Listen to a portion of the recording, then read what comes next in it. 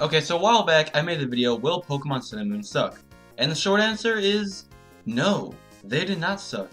In fact, it was actually very good.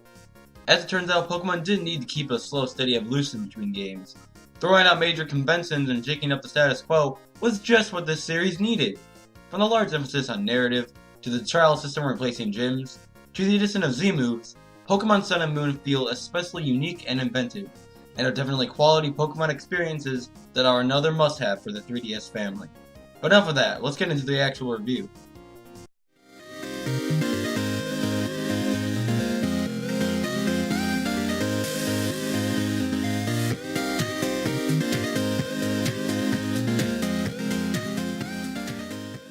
So Generation 5 is usually credited with being the Pokemon game that introduced narrative-driven structure to the franchise.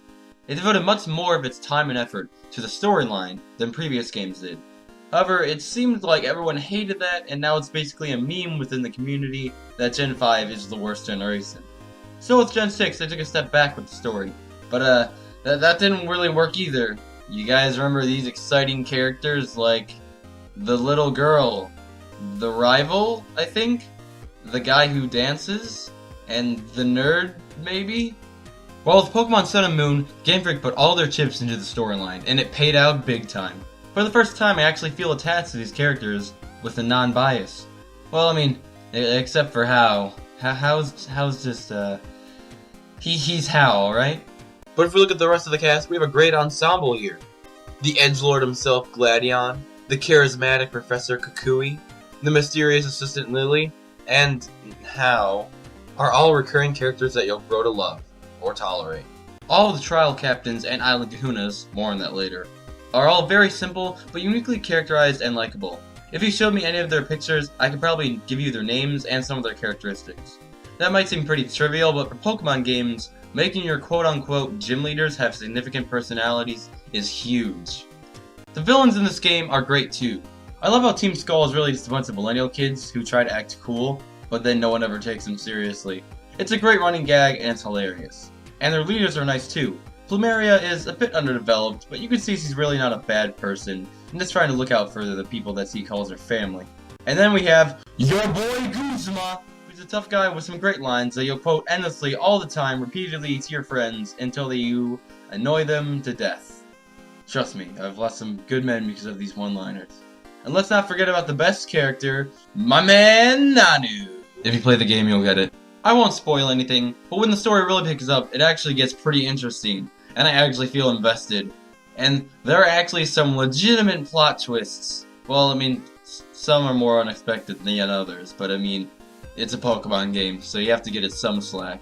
Speaking of investment, the region of Alola really does feel like a holistic world that I can actually get engaged in. Despite the small size, just 4 islands, each island is packed with cities, villages, and most of all people.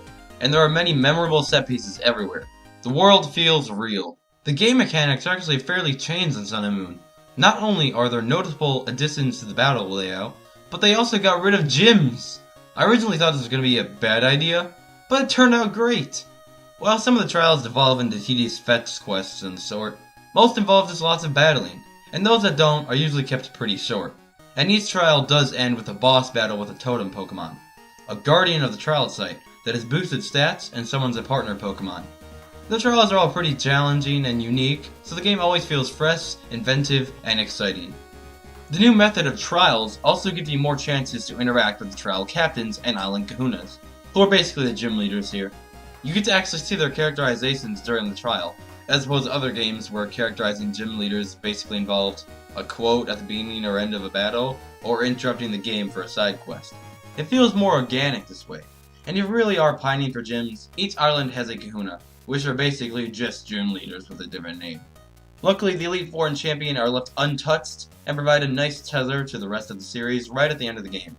I also like how most of the people in the Pokemon League are ones that you've seen before. It makes the world feel more natural.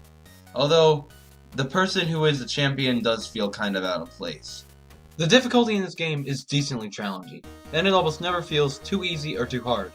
A little bit of training here and there, with the help of the EXP share, will get you all you need to beat the game.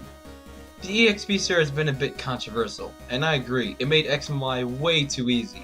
But in this game, things are balanced out, and the difficulty is retained, even with the EXP share. The battle mechanics for Pokemon are essentially the same. However, the layout gives you a lot more information. You can see the stat changes and type of all the Pokemon on the field. And, when you're selecting a move, you can see what each move does from a nifty information button. It may look somewhat tacky, but the information is pretty easy. It also tells you type advantages, as long as you're not in some odd circumstances. It's kind of random when it shows up or not. I'm sure there's a reason. I just don't know.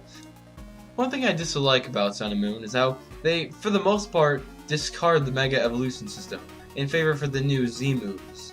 Z-moves are fine. I mean, they're once per battle mechanic that lets your Pokemon use a super powerful move if they're holding a specific item. For this case, there are Z-Stones, one for each type. You hand it to your Pokemon to hold, and if you wanted to use a Z-move in the battle, you would have to be holding that item. Now, Z-moves are pretty good, but their animations take way too long.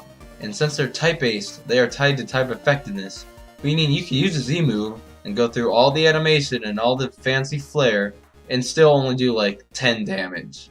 But the worst part about Z-moves is that they largely replace the Mega Evolution system, which is way more fun to use.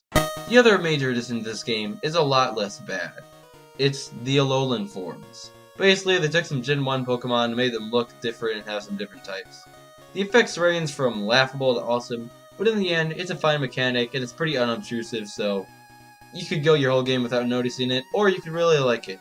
Also, HMs are finally gone. You no longer have those stupid, unforgettable moves stuck on your team. That alone is great, and the fact that it is replaced with the ride system is awesome. You can summon various Pokemon to assist you to do certain tasks like moving faster, surfing on water, flying, smashing rocks in your path, etc. We also have the new Rotom Dex.